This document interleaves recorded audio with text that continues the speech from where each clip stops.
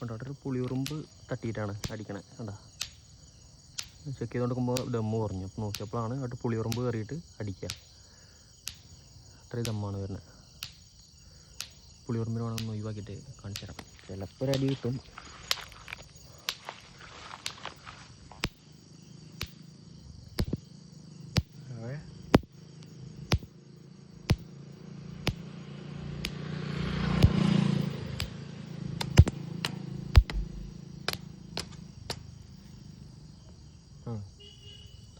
വായിൽ ടോർച്ചാണ് കേട്ടോ, അതാണ് മുണ്ടാണ്.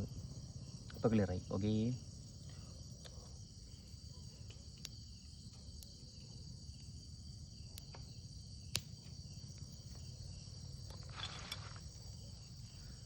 അപ്പോൾ ഇങ്ങനെയാണ് കാര്യങ്ങൾ വരുന്നത്.